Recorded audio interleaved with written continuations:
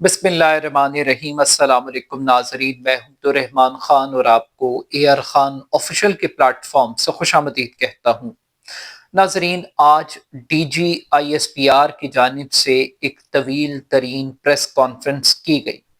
इस press conference में DGISPR की जानिब से तहरीक इंसाफ और खैबर पख्तूनख्वा की हुकूमत पर बहुत सारे संजीदा इल्जामात आयद किए गए। सवाल ये है कि DGISPR के इन इल्जामात में कितनी सदाकत है। क्या वाकई तहरीक इंसाफ की हुकूमत ही खैबर पख्तूनख्वा में दहशत गर्दी की असल जिम्मेदार है? क्या तहरीक इंसाफ की सूबाई हुकूमत दहशत गर्दों के लिए सहूलत कारी का काम कर रही है? सवाल तो ये भी अहम है कि क्या KP हुकूमत की मदद के बगैर किसी भी किस्म का मिलिट्री ऑपरेशन कामयाब हो सकता है? क्या वाकई दहशत गर्दी को खत्म करने के लिए मिलिट्री ऑपरेशन ही वाहिद हल है, या फिर इस मसले को किसी और तरीके से भी सेटल किया जा सकता है? DGISPR की आज की प्रेस कॉन्फ्रेंस का असल मकसद और टारगेट क्या था, आज के इस व्लॉग में इन चंद बुनियादी नुकात पर हम बात करेंगे। मीडिया रिपोर्ट्स के मुताबिक आज DGISPR ने एक तवील प्रेस कॉन्फ्रेंस की और इस प्रेस कॉन्फ्रेंस का जो बुनियादी मकसद था वो दहशत गर्दी का मसला था। इब्तदाई तौर पर DG साहब ने गुज़श्ता साल की एक पूरी ब्रीफिंग दी जिसमें बताया गया कि कितने मिलिट्री ऑपरेशन किए गए, इंटेलिजेंस बेस किए गए, कितने अफराद शहीद हुए, किस किस्म की दहशत गर्दी का पाकिस्तान को सामना है और उसकी वजूहात पर बात की।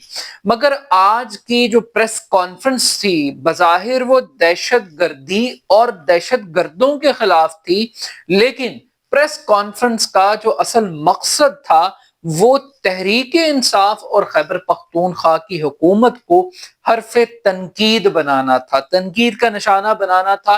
आज DGISPR की प्रेस कॉन्फ्रेंस का जो टोटल टारगेट था वो PTI और खैबर पख्तूनख्वा की हुकूमत थी। बुनियादी तौर पर DGISPR ने 3 टारगेट्स को अचीव करने की कोशिश की।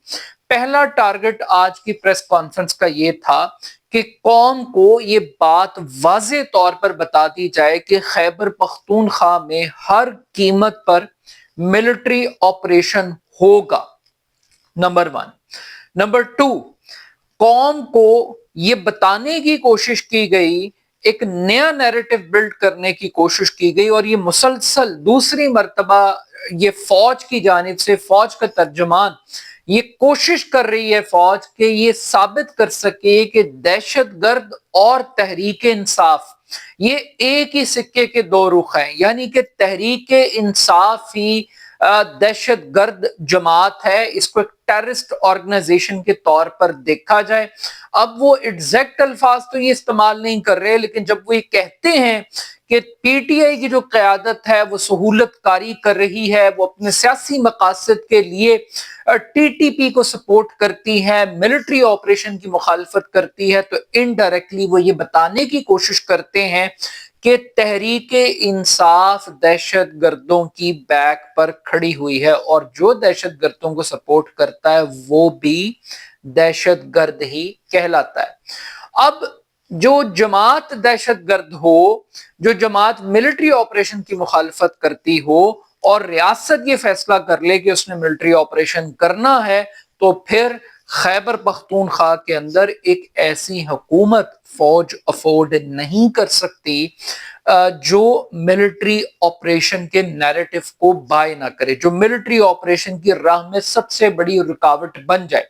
तो आज की प्रेस कॉन्फ्रेंस के ये 3 बुनियादी एजेंडे थे। पहला एजेंडा क्या कि तहरीक इंसाफ एक दहशतगर्द जमात है, दूसरा एजेंडा क्या, मिलिट्री ऑपरेशन हर कीमत पर होगा, और तीसरा एजेंडा क्या कि ऐसी हुकूमत एक्सेप्टेबल नहीं हो सकती जो दहशत गर्दों के लिए सहूलत कारी का काम करे। तो ये तो थे 3 बुनियादी एजेंडे। मगर الزامات کیا عائد کیے گئے؟ الزامات یہ عائد کیے گئے کہ جناب ایک پارٹی ہے، ایک چیف منسٹر ہے، اس پارٹی کے کچھ ارکان ہیں، وہ پبلک فورمز کے اوپر تقریریں کرتے ہیں، بیانات دیتے ہیں اور ملٹری آپریشن کی مخالفت کرتے ہیں۔ تو ڈی جی صاحب کہتے ہیں بھائی ملٹری آپریشن نہیں کرنا تو پھر کیا کرنا ہے؟ پاؤں میں جا کے بیٹھنا ہے دہشت گردوں کے۔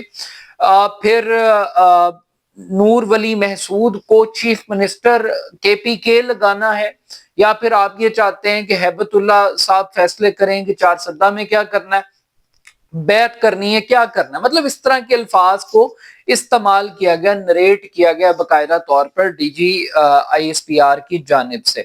اب یہاں پر بہت سارے سٹیٹمنٹ بھی چلائے گئے اور ایک ٹیرر فائنینشل نیکسس کی بھی بات کی گئی کہ کس طریقے سے خیبر پختونخوا کے اندر ایک نیکسس ہے پورا ٹیررزم کا اور ٹیرر اکانومی ہے۔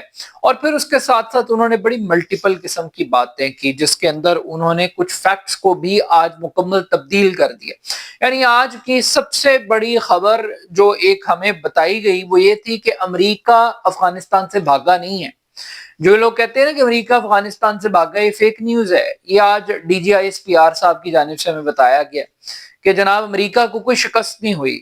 تو آج امریکہ کو بھی فاتح بنانے پر پاکستان کی فوج مجبور ہے، مگر صحافی تو صحافی ہیں۔ پھر جب وہ سوال کرتے ہیں کہ جناب بات یہ ہے کہ آپ سے پہلا بھی ایک آرمی چیف سے، آپ سے پہلے بھی ایک D G I S P R سے، آپ سے پہلے بھی ایک آئی ایس آئی چیف تھے جو کہتے تھے کہ جناب دفتر بھی کھولنا ہے، لوگوں کو رہا بھی کرنا ہے، بات چیت بھی کرنی ہے، تو انہوں نے کہا نہیں نہیں نہیں نہیں، ادارے کا کوئی تعلق نہیں تھا، یہ چند افراد تھے اور ایک ہی شخص تھا، اس کا نام تھا عمران خان، جس کے پاس مکمل اختیار تھا فیصلے کرنے کا، اور اسی نے آرمی چیف کو قوم کا باپ بنا دیا تھا۔ تو یہ نقطہ نظر بھی آج قوم کو ایک کیسٹ کے طور پر ایکسپلین کیا گیا۔ بٹ پرابلم کیا ہے؟ پرابلم یہ ہے کہ اس وقت گورنمنٹ پہ بڑا پریشر ہے، گورنمنٹ کو ہر قیمت پر ایک ملٹری آپریشن کرنا ہے۔ اب یہ جو ملٹری آپریشن ہے ایک تو پاکستان کی ضرورت ہے اور ایک انٹرنیشنل ضرورت ہے۔ اب جو انٹرنیشنل ضرورت ہے وہ ذرا بڑی ضرورت ہے کیونکہ ٹرمپ صاحب کو بگرام ایئر بیس کا قبضہ چاہیے، اور جب وہ پاکستان کے آرمی چیف کی اتنی تعریفیں کرتا ہے، اتنی سپورٹ کرتا ہے، اور جواب میں آرمی چیف ٹرمپ کے جو ایمبیشنز ہیں اگر ان کو پورا نہیں کر سکتا تو پھر تو بڑا مشکل ہو جائے گا۔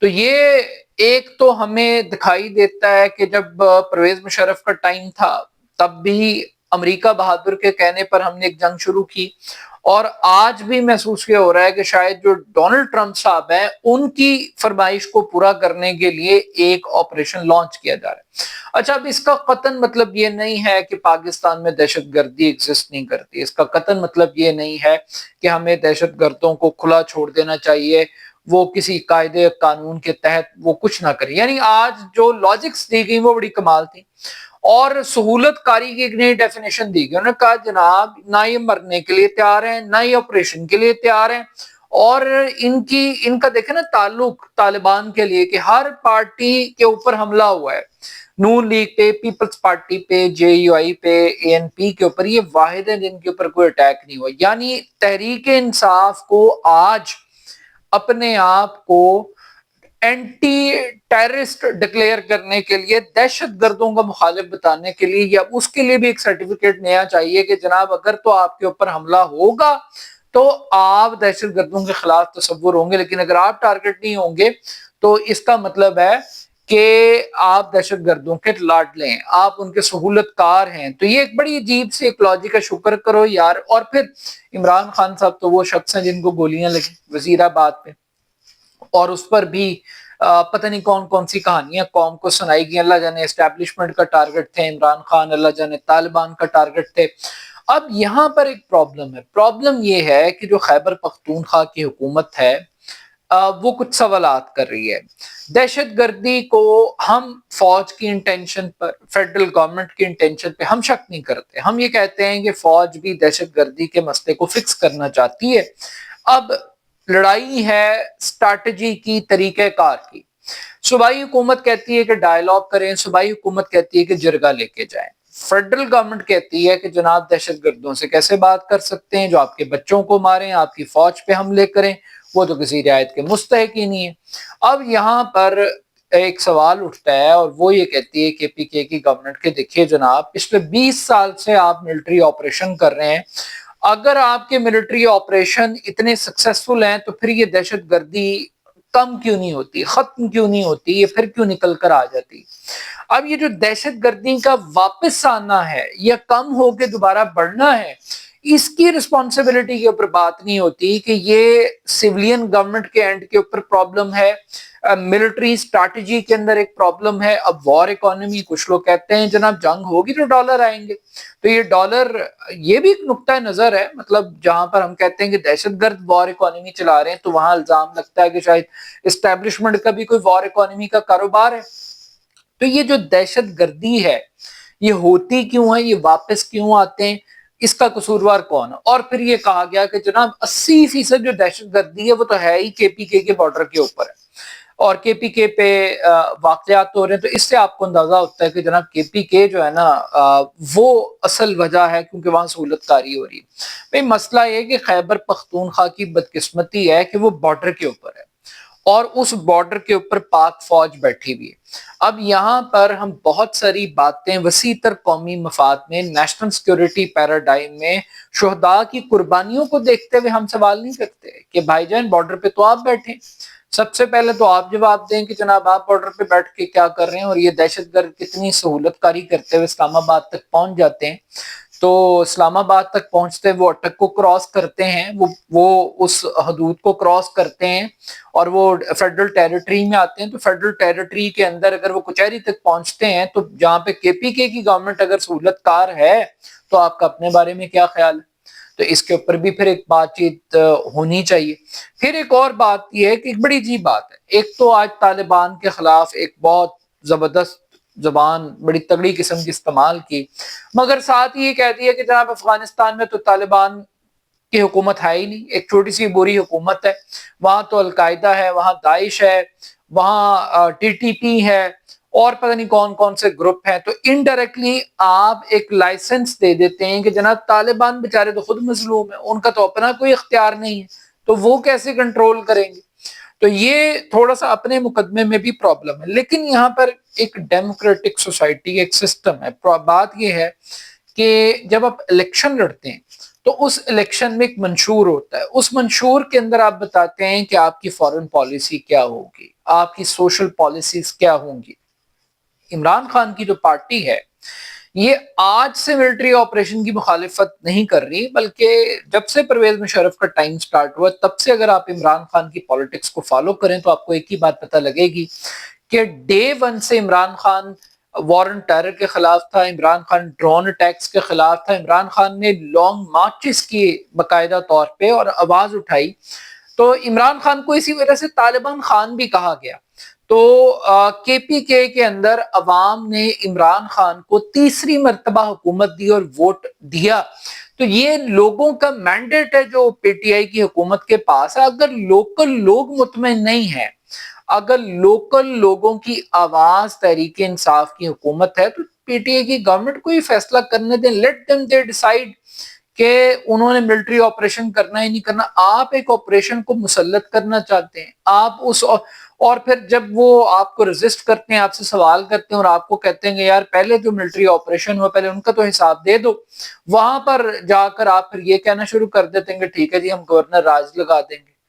پھر آپ لوگ یہ کہانی شروع کر دیتے ہیں یار پی ٹی آئی کے اوپر بین کر دیں، ٹھیک ہے نا جی۔